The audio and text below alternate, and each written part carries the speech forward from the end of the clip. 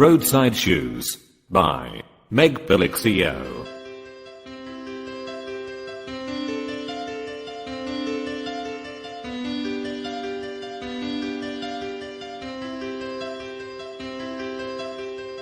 Late autumn weather was always unpredictable. Each day was a roll of the dice as to whether it would be a warm echo of the summer, or instead bring the chill of winter howling hungrily down through the streets.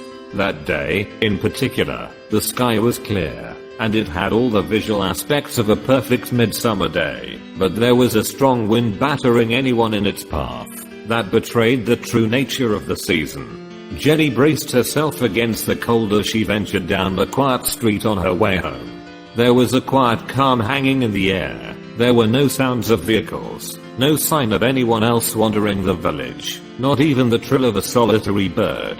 As Jenny turned the corner that led down towards the old church, she saw it, the roadside shoe. Most people would see that shoe and assume a drunken partygoer had forgotten it somehow, or that perhaps even a car had driven past and it had possibly fallen from the window unknowingly. But Jenny knew better. Whenever she saw an inexplicably discarded item alongside roads, paths, or anywhere they shouldn't be, she knew somewhere in between lay in that spot an unseen hole that fed into the other world and lay in wait like a predatory trap awaiting its unsuspecting prey. The portal-like occurrences were random. They appeared and disappeared without any reason or warning. Jenny didn't believe that any of the beings that used them had any control over them. They just took advantage of them. Jenny moved closer to the shoe, but kept a safe distance. She moved slightly from side to side, swaying on the spot, until she saw the telltale faint shimmer hanging in the air that was normally invisible to the human eye. For some reason, though Jenny had never figured out why, she had always been able to spot these strange veils of mist for as long as she could remember. The first creature she had seen had been enough to scare her into a lifetime of caution around the anomalies. Spirits, demons, yokai, they went by many names, but not a single one of them was trustworthy. Many were happy to simply cause mischief when they visited the human world, but some of the more dangerous creatures tore people from the world with such a ferocity that sometimes an item of their clothing was left behind. Jenny dreaded to consider what horrible fate befell them on the other side of that mysterious window.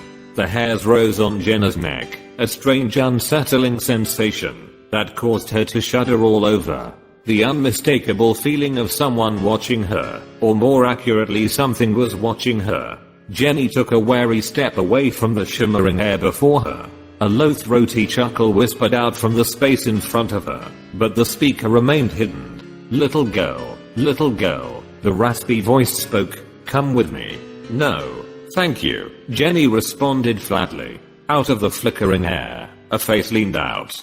It had dark red skin, and its face was twisted into a ghastly grin that bordered on the edge of being a grimace. The large white eyes with their tiny pupils were unblinking, leaving Jenny to wonder if the macabre face was, in fact, a mask that hid the true identity of its wearer. Horns protruded from a swathe of white tangled hair that fell around its face in a wild manner.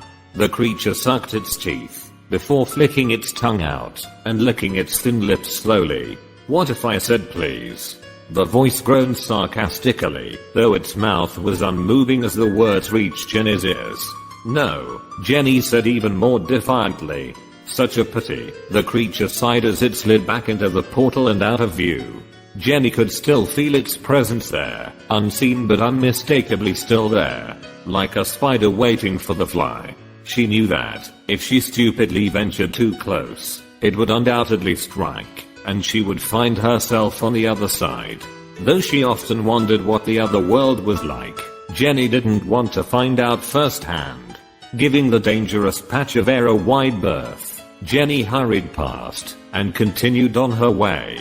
The sky was beginning to darken as Jenny rushed home. She was desperate to be safely inside before dusk fell. But first, she had to face another hurdle, the front door. She unlocked it with bated breath before quickly opening it and jumping backward.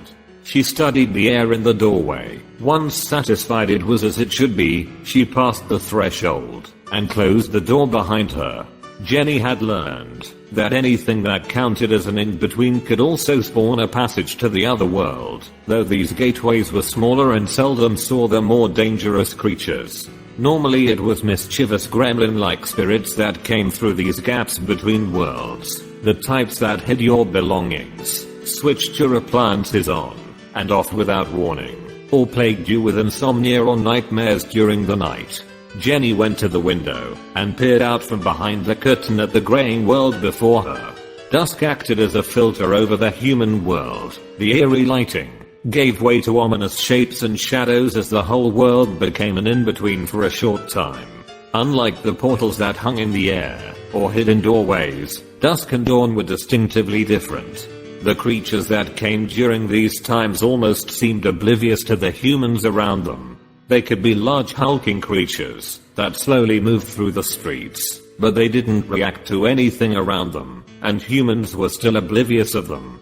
It was almost as if for those moments in time, the two worlds overlapped, and you could see a mixture of the two joined together, but they remained separated enough as to not disturb the other. Even still, Jenny didn't like to be out during those times of the day. She didn't want to risk that her theory was incorrect and tempt fate by venturing amongst the unnatural shades. As she was just about to turn away from her vigil of the strange world, something caught her eye. Flash of red and white moving ever closer. A chill ran down her back like a cold finger tracing every bone in her spine. The demonic-looking creature had followed her home. She ducked out of sight, peering around the thick drapes to see the stranger as it approached. Hiding was of no use. She could see it lifting its face to the air, following her scent. It was tall. Its muscly body seemed strangely out of proportion. It had large thick arms with claw-like fingers, but its even thicker legs were shorter, giving it an ape-like stance. It wore dark leathers and fur, but the red skin, that wasn't covered by clothing, was adorned with a myriad of silvery scars. The demon stopped just shy of her front door, cocked its head like a dog would do when it didn't understand something, before turning its unblinking gaze on her hiding spot. Little girl, it called out, its voice hissing through the air. Let me come in. Jenny dropped down out of sight, though she knew it was too late. The creature knew she was there. Her heart was hammering in her chest as she considered her options. Never had she been followed home by one of them. What could she do? Her mind was racing to think of a solution. Little girl, the voice came, more impatiently this time. Let me come in. Jenny looked around in a panic, wondering what she could do to rid herself of her unwelcome visitor.